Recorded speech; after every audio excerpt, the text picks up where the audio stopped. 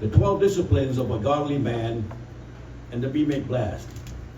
And then we're up to number 6 right now, fellowship. Fellowship. You remember several years ago at the Illinois State Fair, there was a guy with a redwood tree that had a little apartment in it.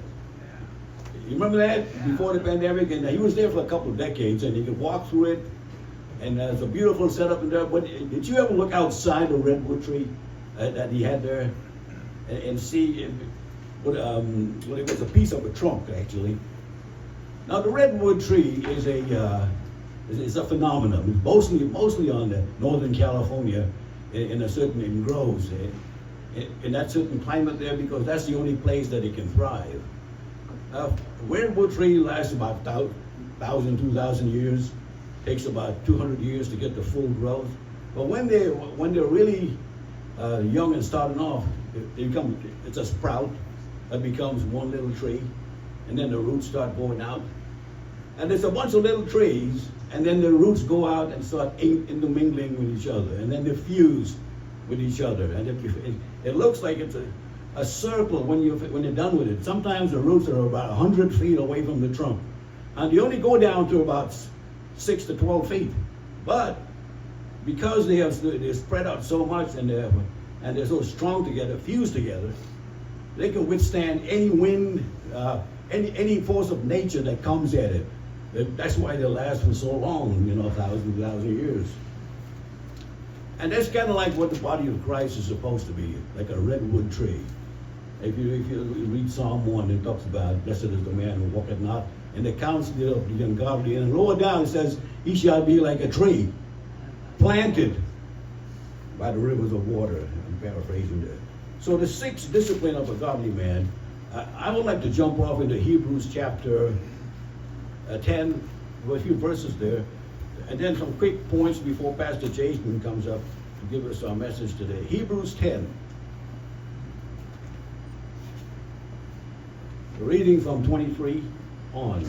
Let us hold fast the confession of our hope without wavering, for he who promised is faithful. And let us consider how to stir up one another to love and good works, not neglecting to meet together, as is the habit of some, but encouraging one another, all the more as you see the day drawing near. The day drawing near.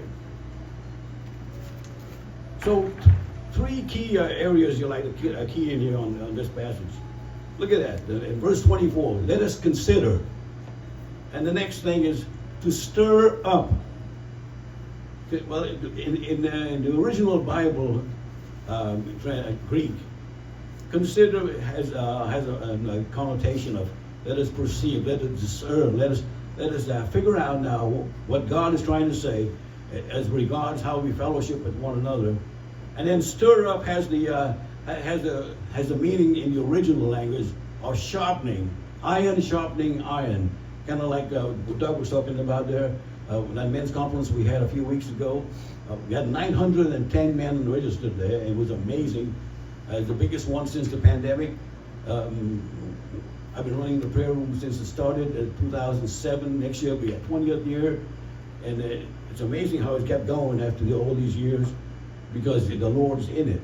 Stir up. Men, we have a need for men in this room, men in the church, men, Christian men everywhere, and especially in the camp I was just talking about, to stir up, to sharpen the next generation and to sharpen each other. And then to do what? To love and good works. And encouraging one another. And how do we do that? Well, there's a couple things we should know. Number one is reject passivity. I don't know if some of you went through a study on authentic manhood years ago from Little Rock, Arkansas, Robert Lewis. You remember men's fraternity? Yeah, some of us went through that. Well, one of the key points was rejecting passivity. And that actually comes out of Genesis chapter 3, verse 6, where Adam stood up there and watched his wife talking to a snake. And when she sinned and took the fruit, the Bible says that he was with her. He said nothing. He lay back there, and he brought in the complete fall of mankind for all history. because he was passive. And we have a lot of men today who are so passive that now, well, we allow all kinds of stuff to happen. We need men who will stand on the truth of the gospel, against the culture, against corruption, against the carnal that's out there, and even in the church. In fact, more so in the church these days, because a week doesn't go by, and if you read something called the Roy's Report, where some pastor somewhere in America is resigning because of moral failure or some crime he's committed against a child. This is sickening, and we need the men of God to stand up against that. Amen. So, reject passivity. There's a fruit of passivity. It leads to the destruction of the individual. It leads to the destruction of families. It leads to the destruction of the communities eventually, and our churches.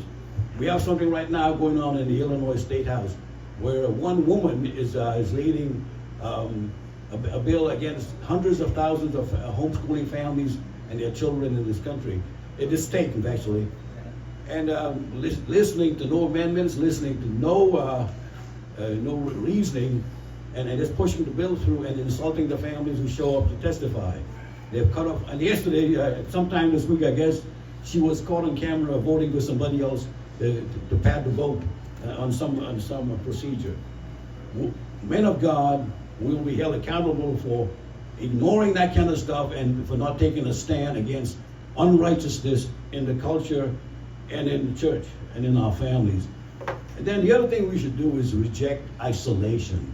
We reject passivity, then we reject isolation. And did you know you could be isolated sitting in a big group like this, or in some of these mega churches, or even in Busch Stadium watching a Cardinal game. Notice I didn't say the Cubs. Cardinal game. You can be isolated anywhere, by yourself or amongst a group of godly people.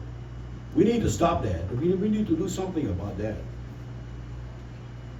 That's why God gave us this here in Hebrews 4.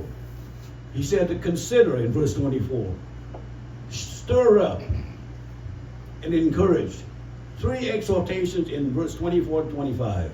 3 exhortations that we must take seriously as men of God. And I was mentioning a Bible study on Wednesday nights at the HOP, which is the House of Prayer at the corner of St. Joseph and 4th Street. Anybody can come to that, and you should. So, if we want to step out of that zone where we're passive men and we're letting things run over it, where we like the guys of old who would come home from work, sit down and expect the wife to have the dinner there and put the TV on and ignore the kids. We ain't supposed to do that, man. That's right. We're wondering why our kids grow up the way they are. We need, well, it may not be as drastic as that. We could actually be doing the sins of omission by not doing what we're supposed to do. So let's do a reality check as we go forward from here. Is there some area in your life and my life where we know we should be doing something, but we aren't? And we know it's the right thing to do, but we don't do it. Is there some area right now that you're thinking about that you can fix? And then analyze it. Why am I doing this? Why am I not doing what I'm supposed to do? What's holding you back? Well, we have men in here who will help you step out of that zone into doing what God has called us to do in this passage here, Hebrews 10:23 to 25. After you analyze it, and if you're considering doing something wrong, think again. Do the cost-benefit analysis. There's a cost for everything, good and bad. The cost of discipleship, the cost of following Jesus may be hard now. It might be a little restrictive now, but the fruit in eternity is amazing. But the cost of sin, maybe the benefit is now, and you pay for it the rest of your life, and sometimes you pay for it for eternity if you're not saved. So consider all that, and then after you analyze, after you consider the cost, why don't you and I just do something about it? Stay away from isolation. Get ourselves out of being passive men and let's start doing something and being authentic, real, and then we'll see God's reward in the age to come. Amen? Amen. Amen. So we can do that by becoming volunteers at the camp, or reaching out to other men who need that friendship, who need that call, who need that encouraging text, who daily, who need you to meet with them at Panero or Dunkin' Donuts, where they got some good food. If you could, we're not debating if it's healthy or not, but do that. Reach out to other guys, and you'll find that things will just start moving right along. Amen. So, thank you very much. Let's do a word of prayer as we welcome up our speaker, Pastor Jason Brewer. It's now 8:35. Heavenly Father, we thank you for this time together. We thank you that you give us your word to encourage us, to teach us, to guide and direct us. Thank you for the Holy Spirit who lives within us, those who are born again and called by your name. Help us to be men who reject passivity, accept responsibility, and expect the greater reward that you have for us. Help us not to let any one of our brothers or our children, sons or daughters, or even those who come in contact with and those in our houses, fall through the cracks. We will be held responsible as Adam was held responsible. Help us to be redwood trees, standing strong together as the body of Christ is supposed to be. We thank you for Pastor Jason being here this morning. We pray for his message. We pray for attentive ears and open hearts. We love you and praise you. And it's in Jesus' strong name I pray. And all God and men say, Amen.